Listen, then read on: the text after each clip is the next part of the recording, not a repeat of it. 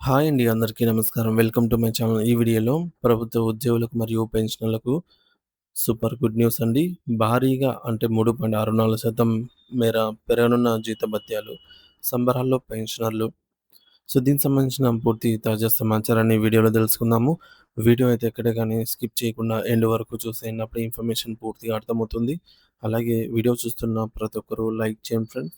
ఈ వీడియోని తోటి ఉద్యోగ, పెన్షన్ మిత్రులతో అయితే షేర్ చేయండి. కొత్తగా మన ఛానల్‌ని చూస్తున్న వారు ఇంకెవరైనా సబ్స్క్రైబ్ చేసుకోకపోతే వెంటనే మన ఛానల్‌ని సబ్స్క్రైబ్ చేసుకోండి. సబ్స్క్రైబ్ చేసుకోవడం వల్ల నేను చేసే ప్రతి ఒక్క వీడియో మీ వరకు రీచ్ అవుతుంది. ఇక ఆలస్యం చేయకుండా వివరాల్లోకైతే వెళ్ళిపోదాము. ఫ్రెండ్స్, ఇక విషయానికొచ్చినట్లయితే ప్రస్తుతం భారతదేశం అంతటా ముఖ్యంగా కేంద్ర ప్రభుత్వ కార్యాలయాల్లో విశ్రాంత ఉద్యోగుల నివాసాల్లో 8వ కేంద్ర వేతన సంఘం ఏర్పాటుపై అత్యంత ఆసక్తికరమైన మరియు లోతైన చర్చలు జరుగుతున్నాయి. కేంద్రం కేంద్ర ప్రభుత్వం ఉద్యోగులు మరియు పెన్షనర్లు తమ జీవన ప్రమాణాలను మెరుగుపరిచే కొత్త వేతన సవరణ కోసం వెయ్యి కళ్ళతో ఎంతో ఆశగా ఎదురు చూస్తూ ఉన్నారు. ఇప్పటివరకు మన దేశంలో జరిగిన వేతన సంఘాల పరిణామ క్రమాన్ని మనం ఒకసారి నిశితంగా గమనిస్తే అది కేవలం అంకెల్లో మార్పు మాత్రమే కాదు. భారత ఆర్థిక వ్యవస్థలో దశాబ్దాలుగా వచ్చిన భారీ మార్పులకు అది ఒక నిలువు అద్దము లాంటిది అని మనకు అర్థమవుతుంది. భారతదేశ వేతన చరిత్రను ఒకసారి మనం వివరంగా తెరచి చూస్తే అసలు ఈ యొక్క ప్రక్రియ ఎలా మొదలైందో తెలుసుకోవడం ఎంతో ఆసక్తికరం.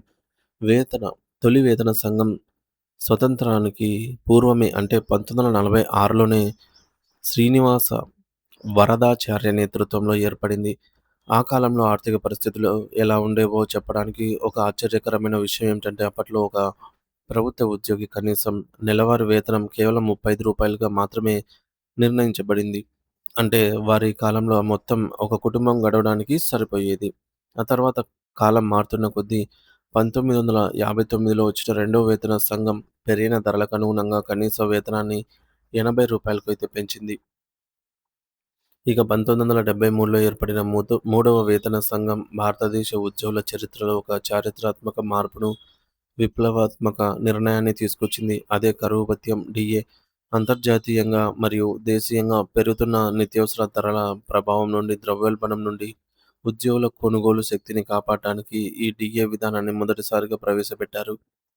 దీనివల్ల ధరలు పెరిగినప్పుడల్లా ఉద్యోగి జీతం కూడా కొంతమేర పెరిగే వెసులుబాటు కలిగింది.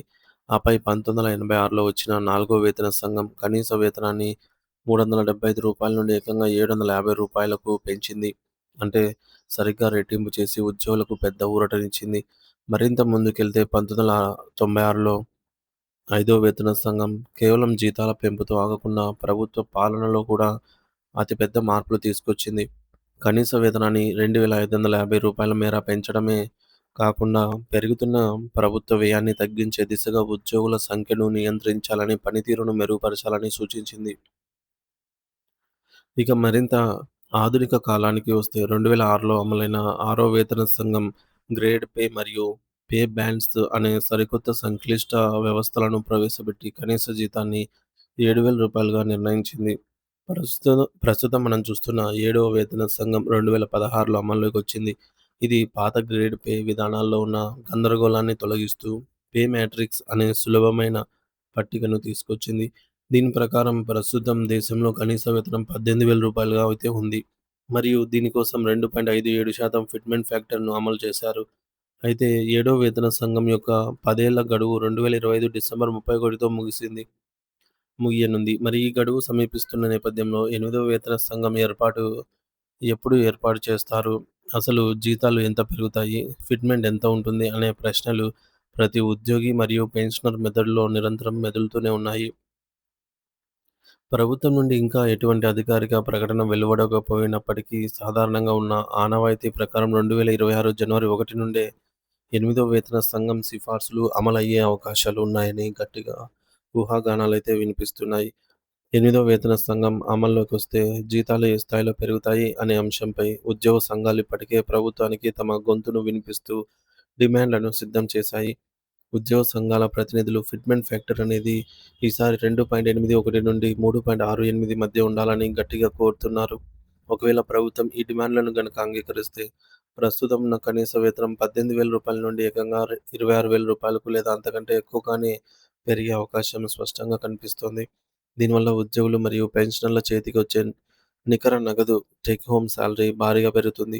దీంతో పాటు మరో ముఖ్యమైన డిమాండ్ ఏమిటంటే ప్రస్తుతం 50% దాటిన కరువు భత్యాన్ని డీఏ మూల వేతనంలో బేసిక్ పేలో విలీనం చేయాలి. ఇది గనక జరిగితే భవిష్యత్తులో ఉద్యోగులకు వచ్చే గ్రాట్యుటీ, ఇంటి అద్దె భత్యము, హెచ్ఆర్ఏ వంటి ఇతర అలవెన్స్‌లు కూడా ఆటోమేటిక్‌గా భారీగా పెరుగుతాయి. రాబోయే ఎనిమిదో వేతన సంఘం ముందు ఒక క్లిష్టమైన సవాలు కూడా ఉంది. ఒకవైపు దేశంలోని సుమారు 48 లక్షలకు పైగా కేంద్ర ప్రభుత్వ ఉద్యోగులు మరియు 67 లక్షల మందికి పెన్షనర్ల ఆర్థిక భద్రతను కాపాడాల్సి ఉంటుంది. మరోవైపు దేశ ఆర్థిక వ్యవస్థపై పడే అదనపు భారాన్ని మరియు ప్రభుత్వ నిధుల పరిమితులను సమతుల్యం చేయాల్సి ఉంటుంది. ఈ వేతన సంఘం అనేది కేవలం జీతాల పెంపు మాత్రమే కాదు. ముఖ్యంగా వృద్ధాప్యంలో ఉన్నటువంటి పెన్షనర్లకు పెరుగుతున్న వైద్య ఖర్చుల దృష్ట్యా ఒక గౌరవప్రదమైన జీవనాన్ని అందించే ఆశాకిరణం లాంటిది. పెన్షనర్లు తమ జీవితాంతం దేశ సేవలో గడిపినందుకు గాను ప్రభుత్వం ఇచ్చే ఈ సవరణ వారిలో ఆర్థిక భరోసాను నింపుతుంది. ఈ ప్రక్రియపై ప్రభుత్వం త్వరలోనే ఒక సానుకూల నిర్ణయం తీసుకుంటుందని 2026 సంవత్సరం ప్రారంభం నాటికి ఉద్యోగుల ఇళ్లలో కొత్త వెలుగులు నిండుతాయి అనైతే అందరూ ఆశిస్తూ ఉన్నారు. ఎనిమిదో వేతన సంఘం కమిటీని నియమించడం అనేది ఒక సుదీర్ఘమైన ప్రక్రియ కాబట్టి, ఆ నివేదిక వచ్చేలోపు ఉద్యోగులకు కొంత ఉపశమనం కలిగించడానికి ప్రభుత్వం అంతంత కాలం మధ్యంతర ఉపశమనం ఐఆర్ ఇంటీరియం రిలీఫ్ ప్రకటించే అవకాశం కూడా లేకపోలేదు. మరి ప్రభుత్వం తన అడుగులను ఏ దిశగా వేస్తుందో, అటు ఉద్యోగులకు, ఇటు పెన్షనర్లకు రాబోయే రోజుల్లో ఎలాంటి తీపి కబురు అందుతుందో అని దేశమంతా ఉత్కంఠతతో అయితే ఎదురుచూస్తుంది. సో, కేంద్ర ప్రభుత్వం గనక ఐఆర్ ప్రకటిస్తే, రాష్ట్ర ప్రభుత్వాలు కూడా ఐఆర్ అయితే ప్రకటించాల్సి ఉంటుంది. ముఖ్యంగా ఏపీలో చూసుకున్నట్లయితే ఇటు పీఆర్సీ నివేదిక అనేది పీఆర్సీ కమిటీనే లేదు. ఐఆర్ గురించి ఊసే లేదనమాట. ఇటువంటి నేపథ్యంలో ఏపీ ప్రభుత్వ ఉద్యోగ పెన్షనర్స్ తీవ్రమైనటువంటి ఆందోళన చెందుతూ ఉన్నారు. సో, పీఆర్సీ గురించి ఏంటి తదుపరి? మరో 2 ఏళ్లు గడిస్తే మనకు పూర్తిగా ఒక పీఆర్సీ కనుమరుగయ్యే ప్రమాదమే ఉంది. సో, 12వ పీఆర్సీ ఆహ్, గడువు పూర్తయి 2.5 సంవత్సరాలు దాటిపోయిన నేపథ్యంలో ఇప్పుడు ఈ యొక్క ఐఆర్ లేదు. కనీసం ఉద్యోగులకు సంబంధించిన జీతభత్యాలకు సరైనటువంటి బేసిక్ పే సరిపోక ఉద్యోగ పెన్షన్‌లు ఈ పెరుగుతున్న ధరలకు అనుగుణంగా వేతన సవరణ లేకపోవడంతో ఆర్థికంగా సతమతమవుతూ ఉన్నారు.